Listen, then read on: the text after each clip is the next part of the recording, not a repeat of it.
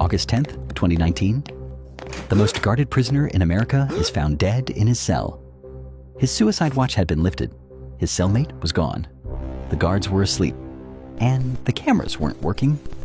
This is the story of Jeffrey Epstein, the man who had names that could bring down presidents, princes, and billionaires. January 20th, 1953. Brooklyn, New York. Jeffrey Epstein was born into nothing special. His father is a Parks Department groundskeeper, and her mother is a homemaker. He was sharp with numbers, good enough to get into Cooper Union, then transfer to NYU. But he never finished either. No degree, no credentials, just a kid from Brooklyn who was good at math. In 1974, that kid talked his way into a teaching position at the Dalton School, the most exclusive private academy in Manhattan. His students were the children of Wall Street titans and old money dynasties. Epstein was not there because he loved teaching calculus. He was there because of the parents. He watched how the wealthy talked, who trusted whom, who owed favors, who had secrets, and which doors opened if you knew exactly how to knock. For 2 years, he memorized the operating system of America's elite. Then he was fired. Officially for poor performance, though some reports also suggest inappropriate behavior with students. Nothing was ever proven. But Epstein had seen the inside of the kingdom. And he wanted in. So in 1976, with a referral from a Dalton parent, he landed a job at Bear Stearns, one of Wall Street's most prestigious firms. He lied about his degrees on his resume. He charmed clients, rose fast to partner. He learned the one thing that mattered. Rich people don't pay for stock picks. They pay for someone they trust with problems they can't discuss in public. But in 1981, he was caught running unauthorized deals, got suspended and fined. So he resigned during a regulatory investigation. For most people, that would be career over. But Epstein wasn't most people. He'd found his real skill at Bear Stearns, not trading, but reading the needs of people who had everything except someone discreet. So by 1988, he launched his own firm, J. Epstein and Company. And it came with one rule. He only accepted clients worth $1 billion or more. The firm ran through structures in the U.S. Virgin Islands, a tax haven beyond the reach of American subpoenas. No client list, no auditable returns and regulatory filings. A financial firm that, on paper, barely existed. His biggest known client was Les Wexner, the billionaire behind Victoria's Secret. Wexner gave Epstein power of attorney over his entire fortune and sold him one of the largest private residences in Manhattan under murky terms. And even that still did not explain the scale of what Epstein became. By the 1990s, he owned properties on 3 continents, flew a private Boeing 727, purchased a private island in the Caribbean called Little St. James, and hosted dinners where Nobel laureates sat next to former presidents and foreign heads of state. And yet, no trade records, no clear account statements, no long line of grateful billionaire clients saying, "Yes, this man made me rich." So where did the money come from? That question is where the story turns dark. Because Jeffrey Epstein wasn't managing money. He was managing people.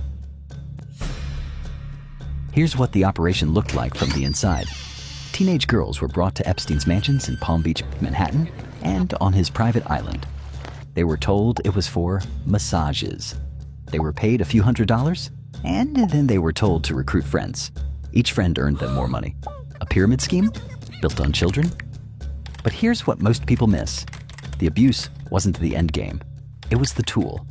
Epstein's homes were wired with hidden cameras. Victims have testified that they were pressured into compromising situations with Epstein's powerful guests, and that Epstein recorded everything. This wasn't a predator losing control. This was infrastructure. Create a compromising situation. Record it. Own the target forever. It's a technique intelligence agencies have used for decades. The CIA ran it. The KGB ran it. Epstein industrialized it. So who was he building this for? Start with his closest partner, Ghislaine Maxwell. She was Epstein's recruiter, scheduler, and social shield, the person who made the machine run day to day.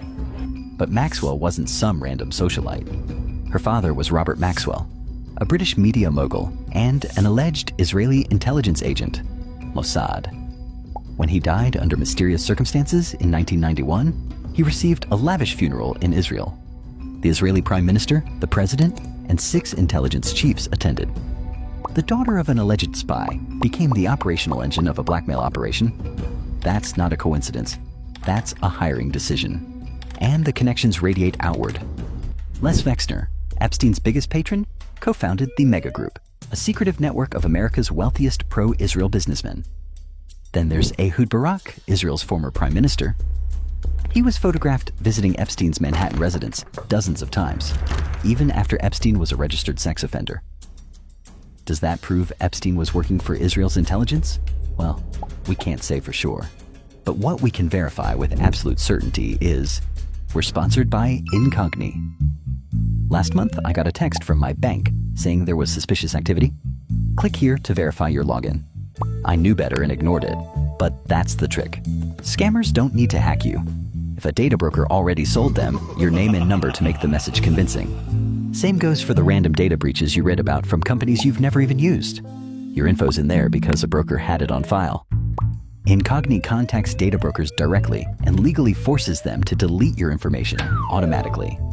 On the Unlimited and Family Unlimited plans, their custom removal feature lets you flag any specific sketchy site showing your info, and one of their privacy agents scrubs it manually. Checked my dashboard after a week. Real removals stacking up. Go to incogni.com/crayoncapital and use code crayoncapital for 60% off. That's incogni.com/crayoncapital, code crayoncapital. They can't harm you if they can't find you. Now let's get back to the part where this whole scandal was nearly exposed. March 2005, Palm Beach, Florida. A mother called the police. Her teenage stepdaughter had been paid to give a wealthy man a massage at his waterfront mansion. The girl described what happened. Police started pulling the thread. One victim led to two. Two led to 5. Over the next 13 months, they identified 36 underage girls with nearly identical stories. Recruited for massages, paid a few $100s, exploited. The local police chief, Michael Reiter, wanted to throw the book at Epstein, but the local prosecutor brought a single charge: solicitation of prostitution. Prostitutes? You're calling them prostitutes? They were children. A child doesn't consent. They don't choose this. They were victims.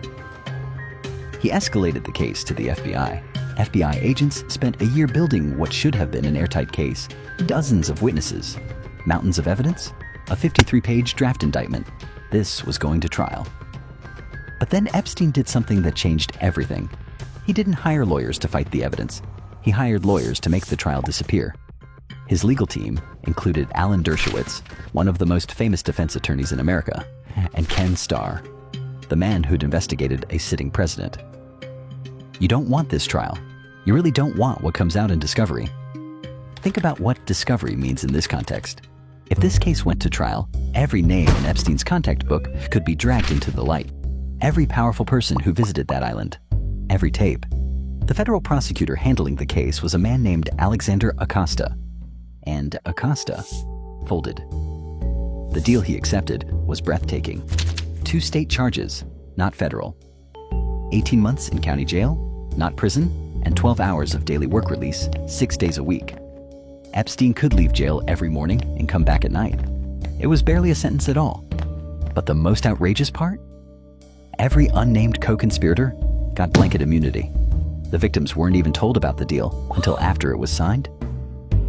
Epstein served 13 months. He walked out and went right back to his life. Harvard still took his donations. Scientists still attended his dinners. The powerful still answered his calls. Years later, when Acosta was being vetted for Secretary of Labor, the Trump transition team asked him about the Epstein deal. Look, I had one meeting. They told me Epstein belonged to intelligence, and I should back off. So I did. You're welcome. But later. Acosta denied this under oath. No one has ever corroborated the quote. But the question remains, why did a federal prosecutor with an airtight case let a child sex trafficker walk free?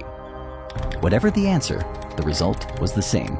For 10 years, the most protected predator in America walked free. Then one reporter decided to pull the thread nobody else would touch. November 2018. The Miami Herald dropped a bomb. Reporter Julie K. Brown had spent over a year tracking down survivors, mapping the plea deal, and asking the question nobody in power wanted to hear. How did this happen? The story detonated. Public outrage surged. Acosta resigned from Trump's cabinet. And in July 2019, federal agents arrested Epstein at Teterboro Airport. No deal this time. Prosecutors called him a danger to the community. A judge denied bail. He was sent to the Metropolitan Correctional Center in Manhattan, one of the most secure federal detention facilities in the country. The man who knew too much was finally behind bars. 6 weeks later, guards found him dead in his cell. Official cause? Suicide by hanging. Maybe it was, but here's what happened in the hours before he died. His suicide watch had been lifted 6 days earlier. His cellmate was transferred out the night before, leaving him alone. The 2 guards assigned to check on him every 30 minutes didn't check for 3 hours. They later admitted they'd fallen asleep and falsified the logs. And the security cameras outside his cell? They malfunctioned. A forensic pathologist hired by Epstein's family later examined the body and found neck fractures more commonly associated with strangulation than hanging. Suicide or murder? The result was identical. The man who could have named names in the biggest trial of the century was gone before he could speak. When agents raided his Manhattan townhouse, they found safes full of diamonds, CDs labeled with names, and a contact book with hundreds of entries. Whatever leverage he held, whatever recordings existed, either died with him or was collected by someone else. By December 2021, Ghislaine Maxwell was convicted on 5 federal counts, including sex trafficking of minors. She was sentenced to 20 years in federal prison. During her trial, she named no one. So, by now, Epstein is dead. Ghislaine is in prison. But the people who flew on that plane, who went to that island, who knew what was happening and said nothing, they're still out there. Still rich. Still powerful. Still untouchable. As a wise man once said, in this life, good people are often treated as though they were wicked, and wicked people are often treated as though they were good.